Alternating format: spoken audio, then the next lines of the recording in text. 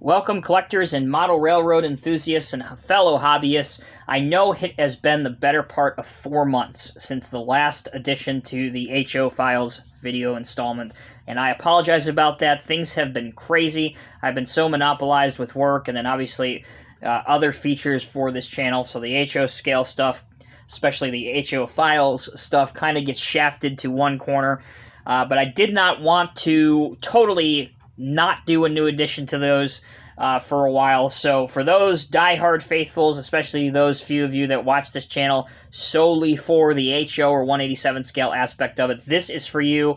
This is just kind of paying you back for sticking around and watching the videos. Things are going to pick up once again with this as we get into November, December, January. Those are typically my really busy months for doing HO scale aspects on the channel, so make sure you stay subscribed, you keep tuning in. But I didn't want to have to wait. I didn't want you guys to have to wait any longer.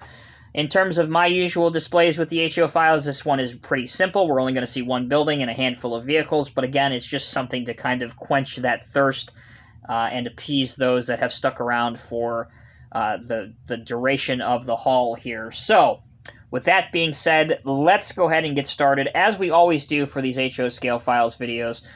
Or the HO Files videos, I should say. I'm getting ahead of myself. We like to take a look at the vehicles that accentuate the scene, give it some detail, give it some authenticity to it. It'd be one thing if there's just a building, but of course you have to have figures or vehicles or plants. So we have this Trucks and Stuff Peterbilt 579 sleeper with a 53-foot Walmart van trailer. As you can see, this is a relatively new release as far as I understand from Trucks and Stuff. They just got this into my local train hobby shop, so of course I had to pick one up and add it to my collection. Not a bad looking rig. Obviously it has the newer style Walmart logo, so you can tell it's a very modern, era-correct vehicle. Has your aerodynamic skirts and stuff on the side of it. Truck is pretty nice as well. You have Walmart and some fleet numbers, flag, and then the Peterbilt logo. Also have the small Walmart logo up on top of the sleeper cab. If we take a look at the other side of the truck, again, very similar. Nothing new or out of the ordinary. I do like the small details that they incorporate into these vehicles, such as your DOT numbers, your registration, which can be seen here. Again, it might not come across on camera, but if you look closely, you can see it right there. So, very nice looking truck, very inexpensive. I think I picked this up for at or around $20, so pretty reasonable. So that's the big truck that we have leaving town. Some other vehicles that we have out front of the building. Again, some newer additions to the collection over the past 3 or 4 months. This is the Malibu 1979 Chevy C10 pickup. This is part of their Hollywood Ride series that they did a number of years ago. This is from the movie Dazed and Confused. I could really care less about that. I just like the aspect that there was an older vintage Chevy pickup truck. They really went all out with this. You can see the Chevy on the back.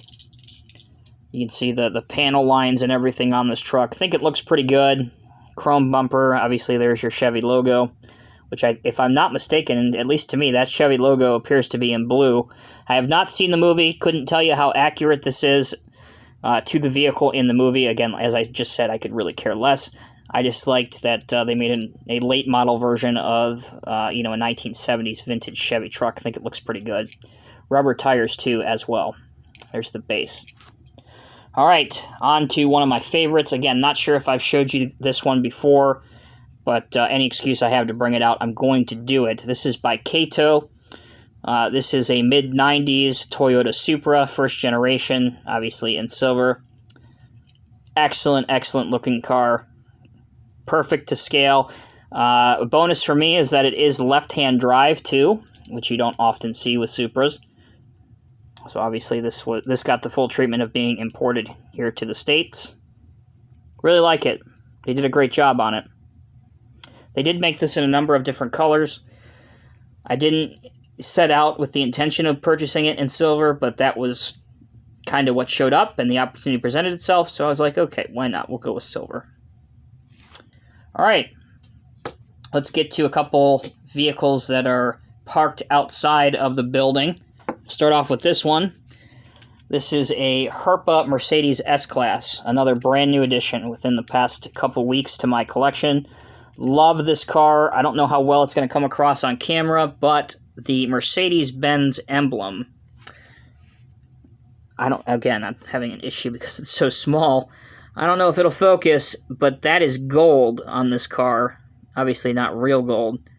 Yeah, it's not going to focus, guys, but if you look right here, it is three-dimensional. It's gold. It looks incredible on there. There you go. That's a good look at it. The car's not bad, too. Realistic-looking wheels on it. Can't go wrong with a black Mercedes. Four-door.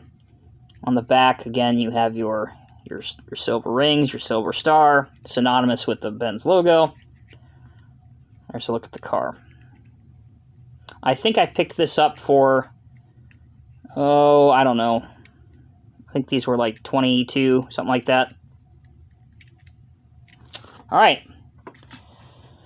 Now on to this one. This is somewhat of a joke, kind of a funny haha, which I occasionally like to interject my own sense of humor into these HO files. Some of them I will flat out explain. Some of them I will just leave and hopefully have you guys, some of you see if you guys can actually pick it up and get it or not. This one I will explain. So this is a Fresh Cherries by Motormax. This is a 1978 AMC Pacer. This is the car, of course, that was in Wayne's World. Not the exact car, of course, because I don't believe it was mustard yellow in that film, but this is the car. I just figured that this would be a car that a comic store owner would drive. To me, it just seems like it's a perfect match made in heaven. So I kind of put this outside as the owner's vehicle, somebody that works their tail off and is always there. Kind of gave him this very hideously ugly mustard late 70s AMC Pacer. Voted actually one of the most ugly cars ever designed. But there you go. All right, turn our attention to the focal point of episode 34, 10th World Comics. Here is the building. So this is a ready-made structure, which means it's complete and built out of the box. It is by Walther's Train Line, called 10th World Comics, item number 931-807.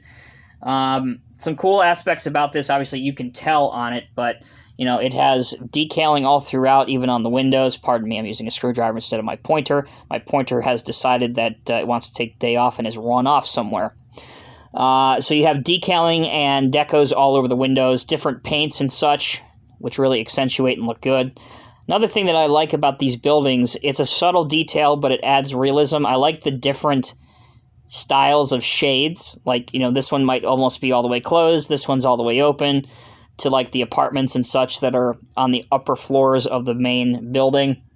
Again, I don't know about you guys, but around me, the motivation for buying this building is around me, these small little comic resale shops and buildings have just exploded over the past year and a half. There's probably, I'm not exaggerating here, there's probably 6 within a mile and a half radius of my current residence. And really, they just, I don't know if the comics have taken off since the pandemic or something, but my goodness, they have just, it's all small businesses. They've all just popped open. They're either in, like the little strip malls that you see, or they're in these older style buildings, almost exactly like this, where you'll have apartments or other buildings up on top, and then you'll have your comic building on the bottom. So that was my motivation for picking this up. Again, other details, brick looks good.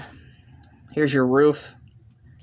The best TC Comics in town. You have, a small little flyer there on the side or a poster. There's your rear entrance. Again, your windows. Over here, nothing, which is just fine with me. And then again, we bring it around to the front. This is the main mold or the main casting for a lot of the Walther's buildings, like a lot of the downtown buildings kits. They basically follow the same mold. I have several of them that are either pre-built or model kits themselves, which you have to assemble, but a lot of them are very similar to this. So, point being, you can assemble a small, city block or several city blocks very easily just by conjoining several of these together. So there you go, guys. That will end episode 34 of the Diecast Emporium HO files. Again, I know it's not an elaborate setup, especially this one, but I did want to put something out there just for all of the wonderful HO model railroaders that do follow me on this channel. And I know there are several because I talk to you guys frequently, and you guys are incredible. So thank you for watching the channel.